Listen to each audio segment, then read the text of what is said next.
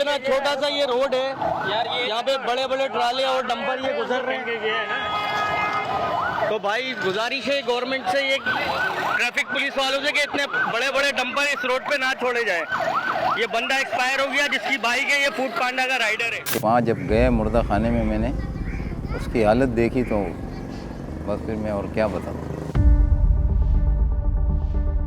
माँ अभी भी जो है ना वो भाई यही कहती है मेरा बाबर को लेके आओ। तुम लोग झूठ बोलते हैं, हम उधर भी झूठ बोलते हैं कि भाई उसका टांग टूटा हुआ है, उसको ले आएंगे। 2-2 बजे उसकी माँ इंतज़ार करती थी कि वो आता था, तो उसके बगैर खाना नहीं खाती थी। कब तक ये हालत होगा यार, कब तक ये लोग इस तरह मरते रहेंगे यार। हम लोग टिश्यू पेपर हैं, जो भी गाड़ी आ जाए चढ़ के चला जाए। तो हम तो ये कहते हैं कि इंसाफ हो बस। 2 बहनें सर पे बैठी हैं, उनकी शादियां करानी हैं। वही बच्चा था कमाने वाला, शायद अपने बहनों के शादी का भी ज़्यादा उसको फिक्र होता था।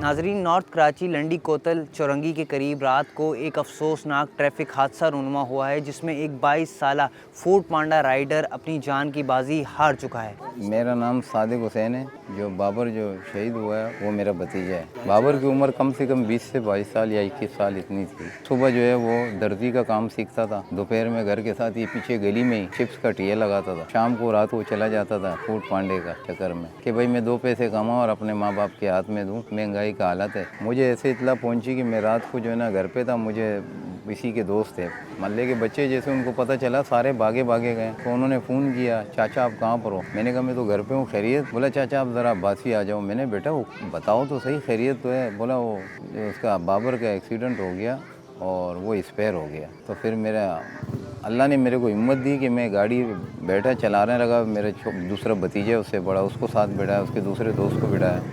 हम वहाँ गए। वहाँ जब गए मुर्दा खाने में, मैंने उसकी हालत देखी तो बस फिर मैं और क्या बताऊँ। उसका ये सिर पे जो है ना, ये यहाँ जो है ना ये बिल्कुल वो हो गया था।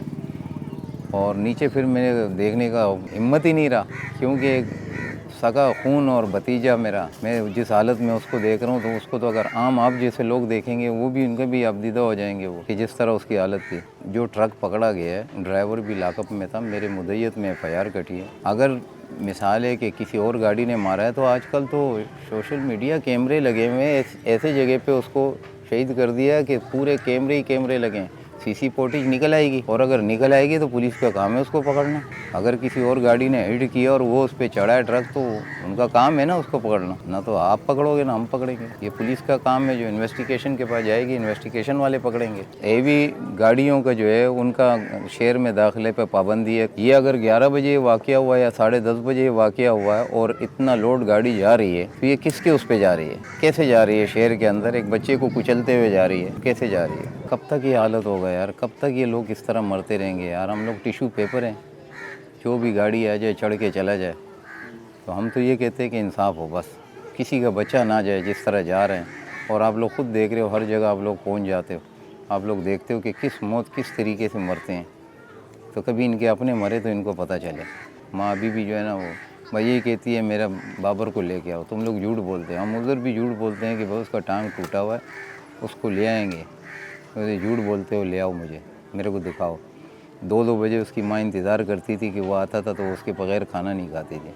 वालिद का बाजू था, जाहिर सी बात है कि वालिद का हाथ बैठाता था। वालिद के लिए, वालिद उसना कनस्तर कंपनी में काम करता है। कि आजकल की महंगाई देखो, 2 बहनें सर पे बैठी हैं, उनकी शादियां करानी हैं। वही बच्चा था कमाने वाला। हर इंसान का अपना एक ख्वाब होता है, दिल में एक हसरत होती है, उसका कोई ना कोई हसरत तो होगा। जो शायद अपने बहनों के शादी का भी ज़्यादा उसको फिक्र होता था कि मैं कुछ कमा लूँ, अपनी बहनों की शादी करूँ। 3 बहनें, एक बहन की शादी हुई है, बड़ी बहन और छोटी बहन रहती है। हमारा मुतालबा यही है कि आला हुकाम से गुजारिश है कि सख्त से सख्त कार्रवाई किया जाए, ताकि आइंदा किसी और माँ बाप का गोद ना उजड़े और इस तरह का जो है ना आलम पैदा ना हो।